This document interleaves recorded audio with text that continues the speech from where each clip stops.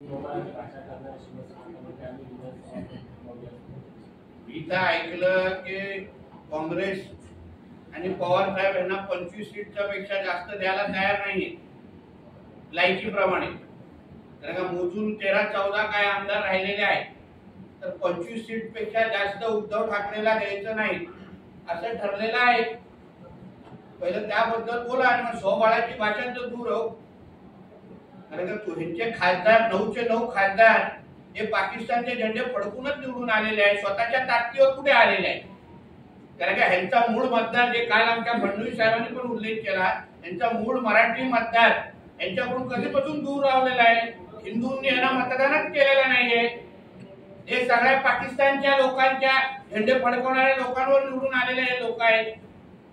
Sir Nilesh लंकेनी आता काय केला, कशाला केला हे सगळं बघायला लागेल. हा प्रश्न मला सूट होतो का नाही याचा विचार करा.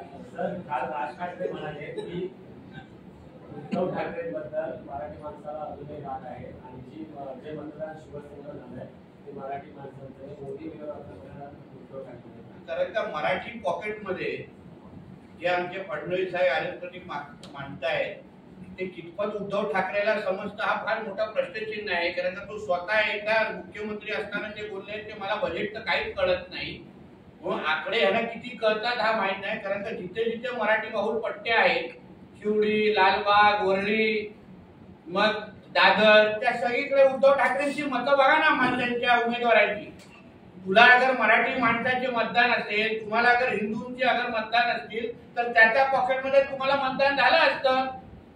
जिथे पाकिस्तानचे झेंडे फडकवले जातात, जिथे बांगलादेशी आणि रोहिंग्या राहतात, त्या एरियामध्ये यांना मतदान झालेलं आहे. आता ते खरं मतदान आहे की बोगस मतदान आहे ते पहिला तपासलं पाहिजे.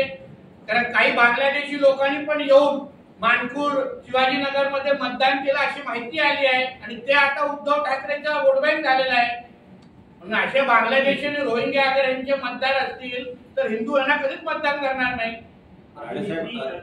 शेतकी चित्रे ही सुद्धा तसंच म्हटलेलं आहे की वक्फबोर्डाची देशातील सर्वात जमीन आहे वक्फबोर्डात. सरकार या वक्फबोर्डाला मदत का करतं त्याबद्दल आमची पक्ष अधिकृत भूमिका तुमच्या समोर मांडेल.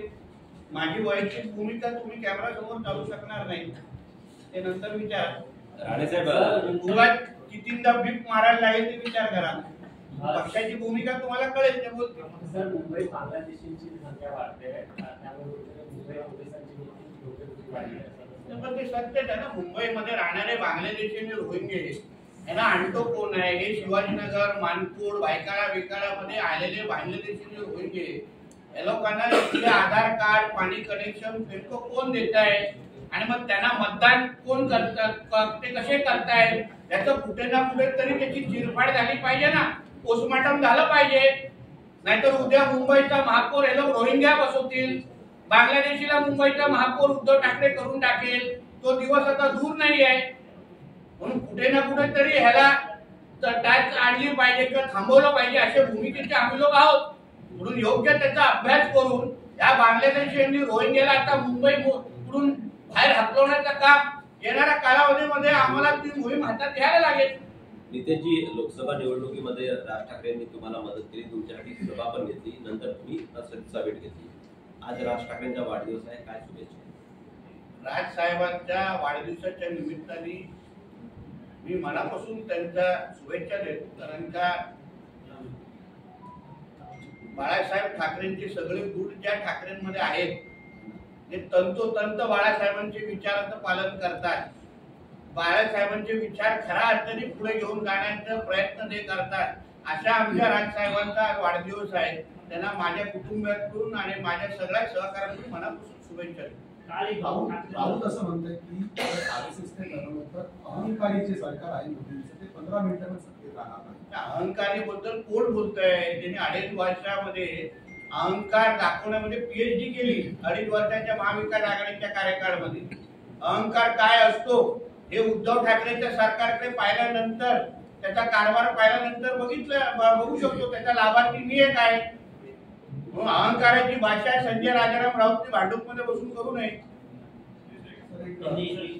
अजित पवारांची क्लीन चिट दिली शिखर प्रकरणामध्ये त्याला अण्णा हजारेंना चॅलेंज करणार त्यातली इच्छा आहे. ठीक आहे, आता ते करतात, ते काय चॅलेंज करतायत कसं ते अण्णा हजारे त्या बाबतीमध्ये ठरवतील, त्यावर त्यांच्या पक्षाचे लोक त्याबद्दल भूमिका मांडतील ना. आदित्य ग्रामीण भागात काही गावात ठाकरेंचं नाव वाढदिवस झाला, तुम्ही काय शुभेच्छा दिला? कारण अनेक लोक जे आहेत ते त्या ठिकाणी शुभेच्छा देण्यासाठी काल मोठ्या हा, प्रमाणात ते सगळे गाडी पुरवणारे सगळे वेळापाड्यावाले दिसले आम्हाला, कधी नाहीतर मातोश्रीमध्ये हिरवे चादर घालत होते. म्हणजे नेमकं बाळासाहेबांच्या नातवाचा वाढदिवस होता की मिया उद्धव ठाकरेंच्या मुलाचा वाढदिवस हे आम्हाला कळतच नव्हतं. त्यापेक्षा त्याला घेऊन जायचं ना त्या माहीम मंदिरामध्ये, माहीम मस्जिदमध्ये, कारण की त्याच्यावर चादर. क्रिकेटर आहे,